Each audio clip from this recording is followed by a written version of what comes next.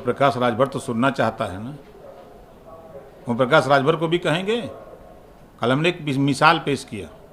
कल आपने देखा कि पहले जब राज्यपाल के अभिभाषण होते थे, हमारे माननीय मंत्री माननीय जगदीश नारायण राय जी हैं, इनके समय में भी जब राज्यपाल अभिभाषण पढ़ते थे ना तो कागज़ का गोला फेंक देते बना के। मैंने 5 साल भी मैंने देखा, लेकिन इस बार कल राज्यपाल महोदय के ऊपर गोला कागज़ का नहीं फेंका गया। एक बड़ी उपलब्धि। दूसरी, हमने सबको सीख दिया, विरोध करना है तो सदन में अपनी बात रखिए, जो कहना है। कौन रोक रहा है? आप राज्यपाल के ऊपर और जिस तरह का सलूक हुआ उसको जो है हम लोगों ने, हम तो भाई अपनी पार्टी के, हमने एक सीख देने के लिए ऐसा किया। लोग सीखें और राज्यपाल के साथ इस तरह का काम ना हो, शांति से सुने क्या कहते हैं, उसके बाद तो बोलिए ना। जैसे टाइम आ गया अब आज बोलिए, चाप के 1 घंटा 2 घंटा 4 घंटा जितना चापे को चापिए। दूसरा, कल सीट की समस्या है जितना सरकार, ये तो खुद है, ऊर्जा मंत्री खुद है बयान दे रहे हैं, हमको क्या कहना है। ऊर्जा मंत्री खुद कह रहे हैं कि पिछली सरकार थी उसी की देन है कि बिजली नहीं आ रही है।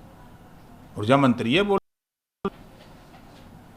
आप तो कहीं ना कहीं एक श्रीकांत शर्मा की बड़ाई करते हैं कि पिछले शासन में भाई जो वर्तमान ऊर्जा मंत्री हैं मैं उनकी बात कर रहा हूँ। उन्होंने कहा, आपके सामने कल देखा ही, खट नहीं जग जाहिर है। और जिलों में कि जिलों में हालत ये है कि सरकार 7 रुपया पर यूनिट बिजली बेच रही है, और ये मीटर जो लगवाए हैं इनका मीटर हवा से भी चलता है। अगर आपका पंखा एसी कूलर ना भी चले तब भी वो मीटर हवा से चल रहा है।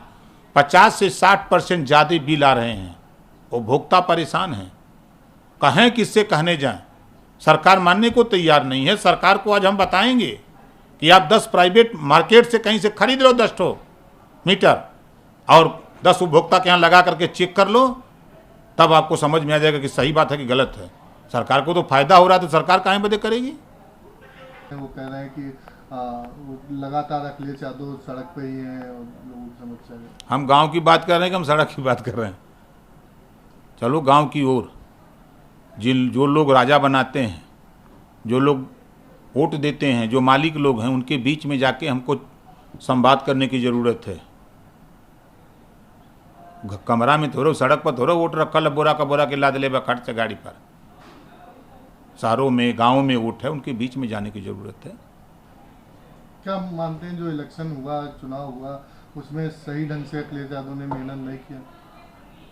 अब देखिए, असफलता इस बात का द्योतक है कि सफलता के लिए प्रयास पूरे मन से नहीं किया हम लोगों ने, जिसका खामियाजा भुगत रहे हैं कि सरकार नहीं बनी।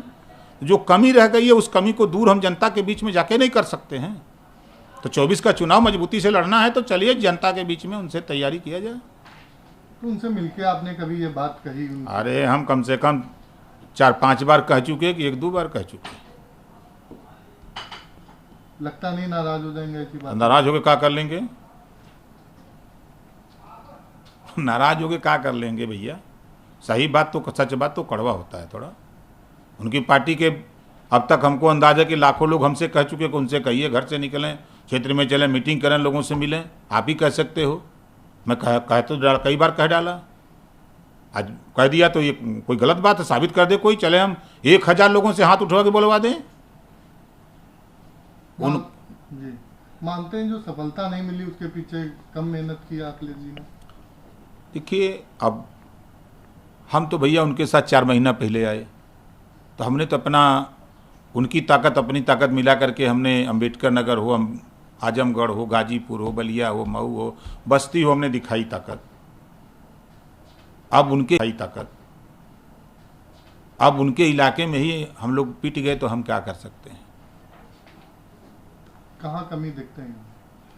धरातल पे जनता के बीच में न जाना, न मिलना, जनता से संवाद का न होना, ये सबसे बड़ा कारण होता है।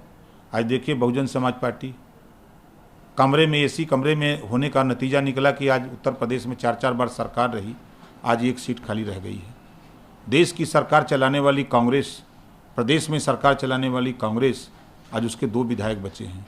जनता से संवाद का न होना। ओम प्रकाश राजभर भी जनता से हट जाएंगे तो इनका भी वही हश्र होगा जो कांग्रेस और बसपा का है। सत्ता पक्ष का कोई दबाव देखते हैं?